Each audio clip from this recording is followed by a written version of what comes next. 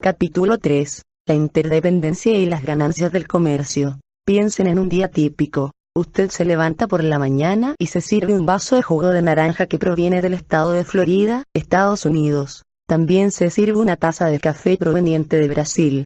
Mientras desayuna, mira en su televisor chino un programa de noticias que se transmite desde Nueva York. Después se viste con un traje confeccionado en Tailandia y con algodón cultivado en Georgia. Posteriormente, y de camino a la universidad, maneja un automóvil con partes fabricadas en distintos países. Finalmente abre su libro de economía, que fue escrito por un autor que vive en Massachusetts, y que fue publicado por una editorial con sede en Ohio e impreso en papel derivado de árboles cultivados en Oregón. Todos los días dependemos de muchas personas que ni siquiera conocemos, personas que nos proveen los diferentes bienes y servicios de que disfrutamos. Esta interdependencia es posible gracias al intercambio entre las personas. Quienes nos proveen los diferentes bienes y servicios no lo hacen por generosidad, ni porque alguna agencia gubernamental esté encargada de que las diferentes necesidades se satisfagan. Las personas nos proveen a los diferentes consumidores de bienes y servicios porque obtienen algo a cambio. En los capítulos subsiguientes examinaremos cómo la economía coordina las actividades de millones de personas que tienen diferentes gustos y habilidades. Como punto de partida para este análisis, empecemos por considerar las razones por las que existe la interdependencia económica. Uno de los 10 principios de la economía subrayados en el capítulo 1 es que el comercio puede mejorar el bienestar de todos. En el presente capítulo examinaremos con detalle dicho principio. ¿Qué es exactamente lo que las personas ganan cuando comercian unas con otras? ¿Por qué las personas escogen ser interdependientes? Las respuestas a estas preguntas son fundamentales para entender la economía global moderna. Hoy, en casi todos los países, muchos de los bienes y servicios que se consumen son importados de otras naciones y muchos de los que se producen son exportados a otros países. En este capítulo se analizará y explicará la interdependencia, no solo entre individuos, sino también entre países. Asimismo, veremos que las ganancias del comercio son muy parecidas, así se trate de un corte de cabello cerca de su casa o de la compra de una camisa que fue fabricada al otro lado del mundo. Una parábola para la economía moderna, con objeto de entender por qué las personas deciden depender de otros para abastecerse de bienes y servicios, y por qué esta decisión mejora su vida. Estudiaremos una economía simple. Imagine que en el mundo hay dos bienes, carne y papas, y hay también dos personas, un ganadero que produce carne y un campesino que produce papas, y que a cada uno de ellos le gustaría comer tanto carne como papas. Las ganancias del comercio se hacen más obvias si el ganadero puede producir solo carne y el campesino solo papas.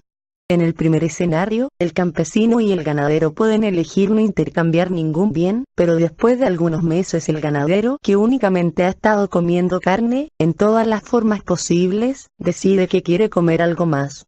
El campesino, por su parte, ha estado comiendo solo papas y también está de acuerdo en que le gustaría comer algo más.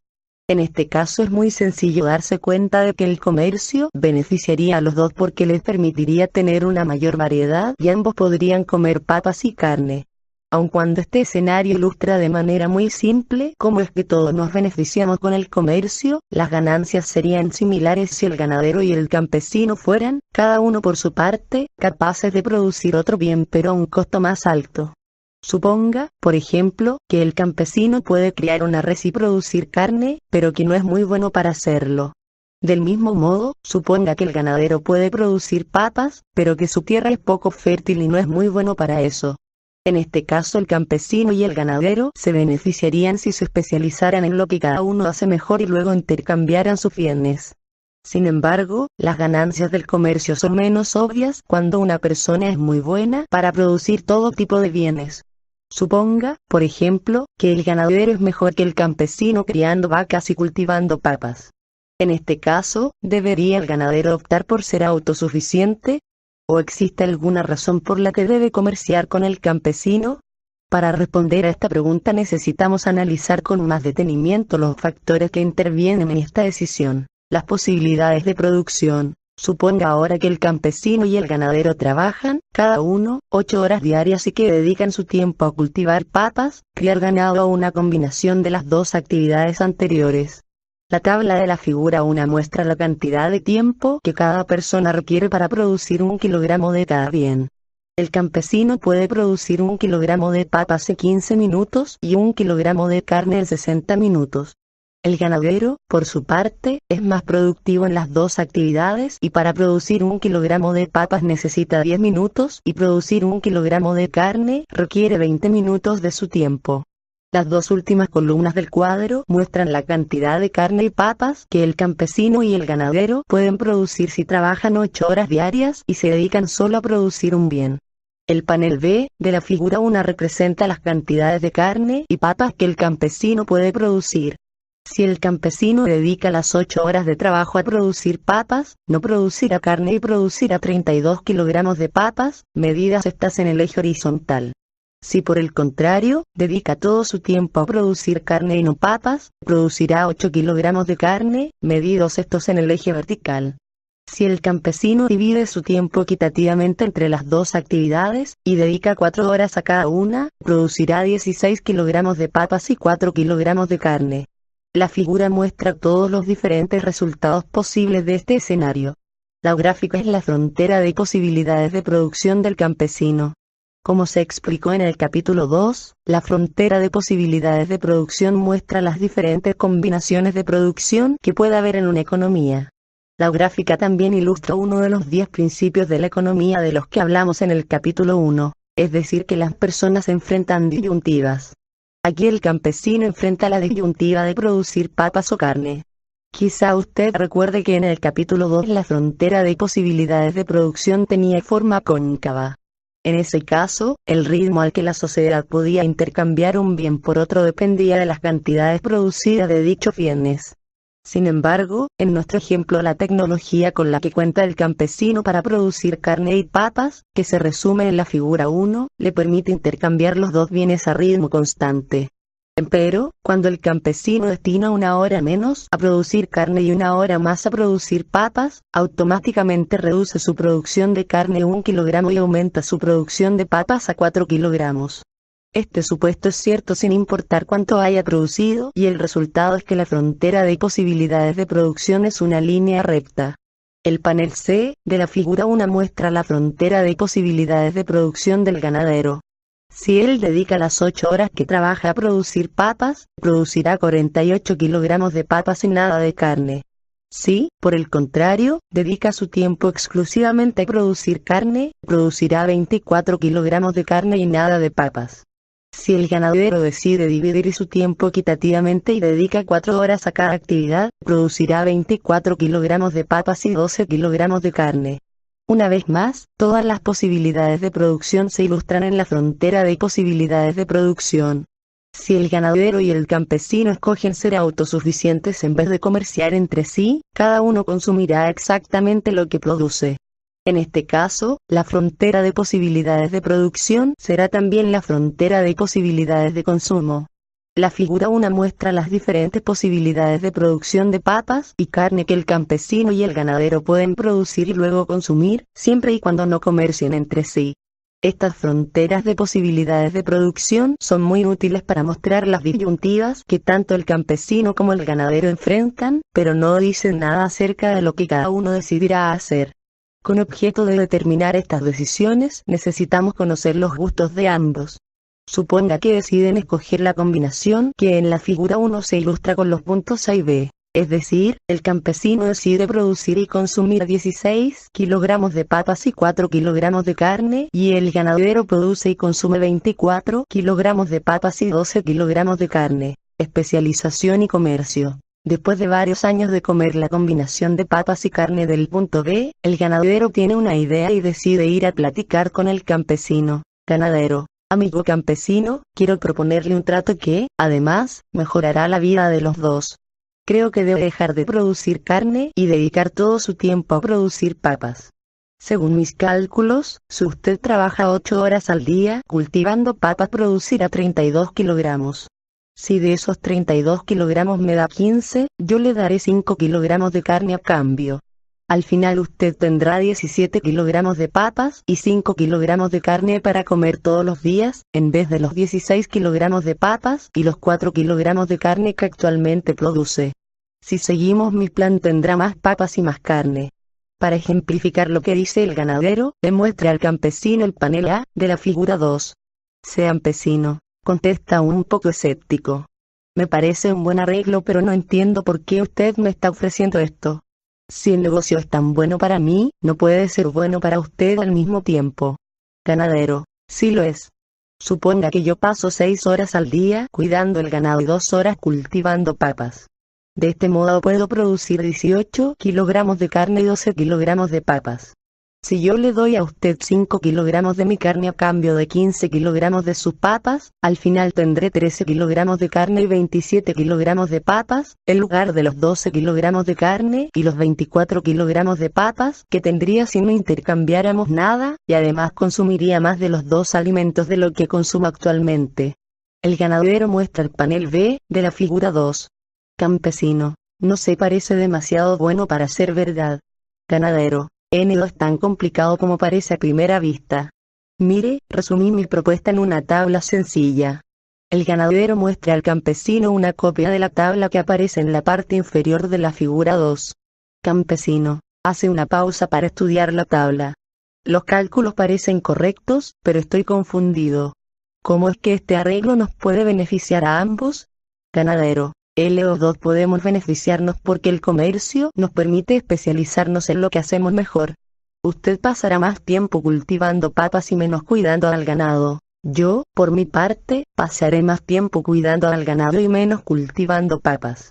Como resultado de la especialización y el comercio, podremos consumir más carne y papas sin tener que trabajar más de lo que trabajamos actualmente. La ventaja comparativa. La fuerza motriz de la especialización. La explicación del ganadero sobre las ventajas que ofrece el comercio, aunque cierta, presenta el siguiente enigma. Si el ganadero es mejor criando vacas y cultivando papas, ¿cómo es que el campesino puede especializarse en lo que hace mejor?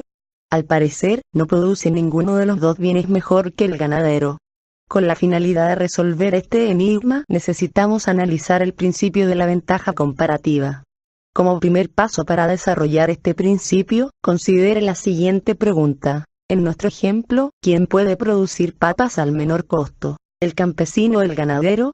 Hay dos posibles respuestas, y en estas radica la solución al rompecabezas y la llave para entender las ventajas del comercio. La ventaja absoluta. Una forma de responder a esta pregunta sobre el costo de cultivar papas es comparar los insumos requeridos por los dos productores.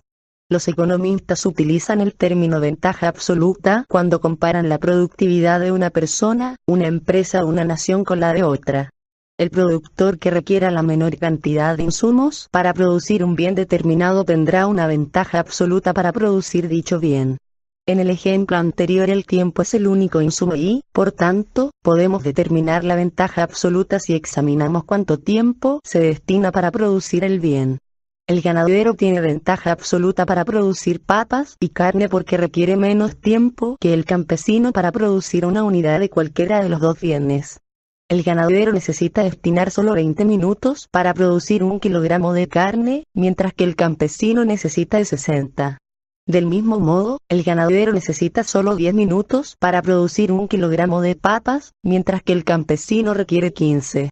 Con base en esta información podemos concluir que el ganadero es el que tiene el menor costo para producir papas, medido en términos de la cantidad de insumos, el costo de oportunidad y la ventaja comparativa. El costo de producir papas puede ser analizado de otra manera, esto es comparando el costo de oportunidad en vez de comparar la cantidad de insumos requeridos. Recuerde que en el capítulo 1 se dijo que el costo de oportunidad de un bien es lo que tenemos que sacrificar para obtenerlo. En nuestro ejemplo supusimos que tanto el campesino como el ganadero trabajan 8 horas al día. De este modo, el tiempo destinado a producir papas es también el que no se puede destinar a producir carne. Si reasignáramos el tiempo entre los dos bienes, el ganadero y el campesino dejarían de producir unidades de un bien con el fin de producir el otro bien, moviéndose entonces a lo largo de la frontera de posibilidades de producción. El costo de oportunidad mide la disyuntiva que enfrentan ambos productores al decidir cuál bien producir. Considere primero el costo de oportunidad del ganadero. Con base en la tabla en el panel A de la figura 1, producir 1 kilogramo de papas requiere 10 minutos de trabajo. Cuando el ganadero dedica esos 10 minutos a producir papas, automáticamente son 10 minutos en los que deja de producir carne. Debido a que el ganadero necesita 20 minutos para producir 1 kilogramo de carne, sacrificar 10 minutos representa dejar de producir medio kg de carne. Así, el costo de oportunidad del ganadero de producir 1 kilogramo de papas es medio kg de carne. Ahora considere el costo de oportunidad del campesino, quien requiere 15 minutos para producir 1 kilogramo de papas. Debido a que el campesino necesita 60 minutos para producir 1 kilogramo de carne, dedicar 15 minutos a producir papas significa dejar de producir 1/4 de kg de carne. Así, el costo de oportunidad del campesino de producir 1 kilogramo de papas es de 1/4 de kg de carne. La tabla 1 muestra el costo de oportunidad de producir papas y carne para los dos productores. Es importante hacer notar que el costo de oportunidad de la carne es el inverso del costo de oportunidad de las papas. Así, y debido a que 1 kilogramo de papas cuesta al ganadero medio kg de carne, 1 kilogramo de carne le cuesta al ganadero 2 kilogramos de papas. Del mismo modo, debido a que 1 kilogramo de papas le cuesta al campesino 1/4 de kg de carne, 1 kilogramo de carne le costará al campesino 4 kilogramos de papas. Con objeto de describir el costo de oportunidad de dos productores, los economistas utilizan el término ventaja comparativa. El productor que sacrifica menos de otros bienes con el fin de producir el bien X tiene el costo de oportunidad más pequeño al producir el bien X y se dice que tiene una ventaja comparativa para producir dicho bien. En nuestro ejemplo, el campesino tiene un menor costo de oportunidad de producir papas que el ganadero. 1 kg de papas solamente le cuesta al campesino 1/4 de kg de carne, pero el costo del ganadero es de medio kg de carne. De la misma manera, pero en sentido opuesto, el ganadero tiene un costo de oportunidad más bajo que el campesino, cuando lo que se produce es carne. 1 kg de carne le cuesta al ganadero 2 kilogramos de papas, pero 1 kilogramo de carne le cuesta al campesino 4 kilogramos de papas. Así, el campesino tiene una ventaja comparativa para producir papas, mientras que el ganadero tiene una ventaja comparativa para producir carne. Como puede observarse, aun cuando es posible que una persona tenga una ventaja absoluta para producir dos bienes, como le sucede al ganadero en el ejemplo, es imposible que dicha persona tenga una ventaja comparativa para producir ambos bienes. Debido a que el costo de oportunidad de un bien es el inverso del costo de oportunidad del otro bien, si el costo de oportunidad de una persona para producir un bien es relativamente alto, entonces el costo de oportunidad de producir el otro bien será relativamente bajo. La ventaja comparativa refleja el costo de oportunidad relativo. A menos que dos personas tengan exactamente el mismo costo de oportunidad, una persona tendrá ventaja comparativa para producir un bien y la otra la tendrá para producir el otro bien. La ventaja comparativa y el comercio. Las ventajas de la especialización y el comercio se basan en la ventaja comparativa y no en la ventaja absoluta. Cuando las personas se especializan en producir aquel bien en el que tienen ventaja comparativa, el total de la producción de la economía se incrementa y el aumento en el tamaño del pastel económico puede utilizarse para mejorar el bienestar de todos. En nuestro ejemplo, el campesino destina más tiempo que el ganadero a producir papas y el ganadero destina más tiempo a producir carne.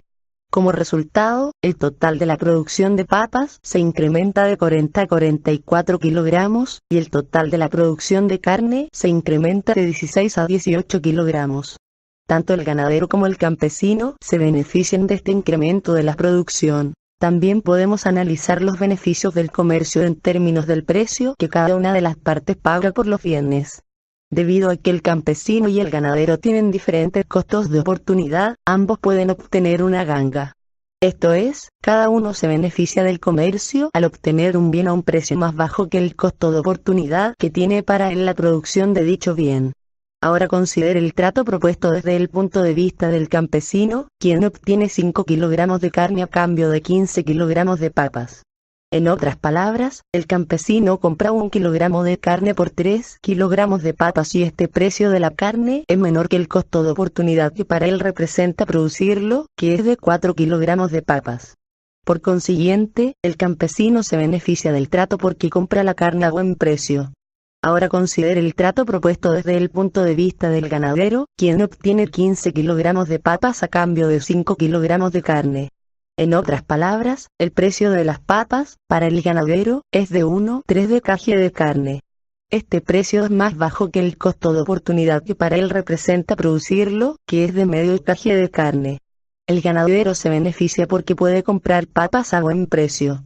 La historia del campesino y del ganadero tiene una moraleja bastante clara. El comercio puede beneficiar a todos en la sociedad porque permite que las personas se especialicen en las actividades en las que tienen ventaja comparativa. El precio del comercio. El principio de la ventaja comparativa establece que gracias a la especialización y el comercio se obtienen beneficios. Sin embargo, deja pendientes dos cuestiones importantes. ¿Qué determina a qué precio debe efectuarse el comercio? ¿Cómo deben compartirse los beneficios del comercio entre las partes? Las respuestas precisas a estos cuestionamientos están más allá del alcance de este capítulo, pero podemos plantear una regla general. Para que ambas entidades ganen con el comercio, el precio al que comercian debe situarse entre los costos de oportunidad de cada una de las partes. En nuestro ejemplo, el campesino y el ganadero están de acuerdo en comerciar con una relación de 3 kilogramos de papas por 1 kilogramo de carne. Este precio se encuentra situado entre el costo de oportunidad del ganadero, que es de 2 kilogramos de papas por 1 de carne, y el del campesino, que es de 4 kilogramos de papas por 1 de carne. No es indispensable que el precio se sitúe exactamente a la mitad para que ambas partes se beneficien, sino que debe estar entre 2 y 4. Para entender por qué el precio debe estar en ese rango, considere qué sucedería si no fuera así. Si el precio de la carne estuviera por debajo de los 2 kilogramos de papas, entonces tanto el ganadero como el campesino desearían comprar más carne, ya que el precio estaría por debajo del costo de oportunidad de ambos. Del mismo modo, si el precio de la carne estuviera por arriba de 4 kilogramos de papas, ambos querrían vender más carne, porque el precio estaría por arriba de su costo de oportunidad. Empero, y debido a que solo hay dos actores en la economía, es imposible que ambos se dediquen a vender carne, como también es imposible que ambos se dediquen a comprarla. Uno de los protagonistas debe ser vendedor y el otro comprador. Alguien debe estar del otro lado del trato. Una transacción comercial que sea mutuamente ventajosa debe fijar el precio entre 2 y 4, ya que en este rango el ganadero querrá vender carne y comprar papas, y el campesino querrá vender papas y comprar carne. Cada una de las partes comprará un bien a un precio menor que su costo de oportunidad. Al final, tanto el ganadero como el campesino se especializarán en el bien en el que tengan ventaja comparativa y, como resultado, estarán mejor. Aplicaciones de la ventaja comparativa. El principio de la ventaja comparativa explica la interdependencia y las ventajas del comercio. Debido a que la interdependencia es tan prevaleciente en el mundo moderno, el principio de la ventaja comparativa tiene múltiples aplicaciones. A continuación se presentan dos ejemplos, uno extravagante y otro de una gran importancia práctica. Tom Brady debe cortar el césped de su casa. Tom Brady pasa gran parte de su tiempo corriendo sobre el césped. Es uno de los jugadores de fútbol americano más talentosos de todos los tiempos y puede lanzar pases con una velocidad y precisión con las que la mayoría de los atletas aficionados solo pueden soñar. Lo más probable es que también tenga talento para realizar otras actividades físicas. Por ejemplo, imagine que él puede cortar el césped de su jardín mucho más rápido que cualquier otra persona, pero el hecho de que pueda hacerlo tan rápido, ¿significa que debe hacerlo? Para responder a la pregunta anterior, podemos utilizar el concepto de costo de oportunidad y el de ventaja comparativa. Digamos que Tom Brady puede cortar el césped en 2 horas y que puede dedicar el mismo tiempo a filmar un comercial de televisión por el cual le pagarán $20,000. Por otra parte, Forrest Gump, el vecino de al lado, puede cortar el césped de la casa de Brady en 4 horas. En esas mismas 4 horas, Gump podría trabajar en McDonald's y ganar $40. En este ejemplo, Brady tiene una ventaja absoluta para cortar el césped porque destina menos tiempo al trabajo. Sin embargo, el costo de oportunidad para él de cortar el césped es de $20,000, mientras que el costo de oportunidad de Forrest es de solo $40, lo que significa que Forrest tiene ventaja comparativa para cortar el césped. En esta situación, las ganancias del comercio son impresionantes. Lejos de dedicarse a cortar el césped, lo que Tom Brady debe hacer es el comercial y contratar a Forrest para que corte el césped. Mientras que Brady le pague a Forrest más de $40 y menos de $20,000 por desarrollar esta actividad, los dos estarán mejor. ¿Estados Unidos debe comerciar con otros países? Los habitantes de los diferentes países pueden beneficiarse de la especialización y el comercio, como ocurrió con el ganadero y el campesino. Muchos de los productos que disfrutamos se producen en el extranjero y muchos de los bienes que producimos se venden en el exterior. Los bienes que son producidos en el extranjero y que se venden en nuestro país se llaman importaciones, los bienes que se producen en el mercado doméstico, pero que se venden en el extranjero se llaman exportaciones. Con el fin de entender cómo es que los países se benefician del comercio, suponga que hay dos países, Estados Unidos y Japón, y dos bienes, comida y automóviles. Imagine que ambos países producen automóviles con la misma eficiencia. Tanto el trabajador estadounidense como el japonés pueden producir un automóvil por mes. En contraste, y debido a que Estados Unidos tiene mejor calidad y mayor cantidad de tierra, es mucho mejor para producir alimentos. Un trabajador estadounidense puede producir 2 toneladas de alimentos por mes, mientras que un trabajador japonés produce solamente 1. El principio de la ventaja comparativa dice que un país debe producir aquel bien que tenga un menor costo de oportunidad para producirse. Debido a que en Estados Unidos el costo de oportunidad de producir un automóvil es de 2 toneladas de alimentos, mientras que en Japón el costo de producir un automóvil es de 1 tonelada de alimentos, Japón tiene una ventaja comparativa para producir automóviles. Japón debe producir más automóviles de los que necesita y exportarlos a Estados Unidos. De la misma manera, y debido a que en Japón el costo de oportunidad de 1 tonelada de alimentos es de un automóvil, pero solo de medio automóvil en Estados Unidos, este país tiene una ventaja comparativa para producir alimentos. Entonces, debe producir más alimentos de los que necesita para su consumo y exportar el resto a Japón. Gracias a la especialización y el comercio, ambos países pueden tener más automóviles y más alimentos. Por supuesto que en realidad los factores que intervienen en el comercio internacional son mucho más complejos de lo que deja entrever el ejemplo. Un factor de gran importancia es que cada país tiene muchos ciudadanos y que todos ellos tienen diferentes intereses. El comercio internacional puede beneficiar al país en su conjunto, pero al mismo tiempo perjudicar a algunos de sus ciudadanos. Cuando Estados Unidos exporta alimentos e importa automóviles, el impacto que esta acción tiene sobre el campesino no es igual que el que tiene sobre el trabajador automotriz. Sin embargo, y contrario a las opiniones que en ocasiones expresan tanto los políticos como los expertos, el comercio internacional no es como una guerra en la que algunos países ganan y otros pierden. El comercio permite a todos los países alcanzar una mayor prosperidad. Conclusión. Ahora usted puede entender más claramente los beneficios que trae consigo vivir en una economía interdependiente. Cuando un estadounidense compra calcetines chinos, o cuando un ciudadano mexicano compra jugo de naranja de Florida, o cuando el propietario de una casa contrata al joven vecino de al lado para que le corte el césped, entran en acción las mismas fuerzas económicas. El principio de la ventaja comparativa muestra que el comercio puede beneficiar a todos. Una vez que hemos visto que la interdependencia es deseable, usted seguramente se preguntará cómo esto es posible. ¿Cómo es que las sociedades libres coordinan las diversas actividades de todas las personas que intervienen en sus economías? ¿Cómo se asegura que los bienes y servicios que unos producen lleguen a otros que los consumen? En un mundo con solo 2 personas, como en el caso del ganadero y el campesino, la respuesta es simple. Las 2 personas negocian entre sí para repartirse los recursos. En el mundo real, donde interactúan miles de millones de personas, la respuesta es menos obvia. En el siguiente capítulo analizaremos estos hechos y veremos cómo es que las sociedades libres asignan sus recursos por medio de las fuerzas del mercado de la oferta y la demanda. Si te ayudó este video, por favor dar manito arriba y suscribirse. Mucho éxito, se despide Jesús.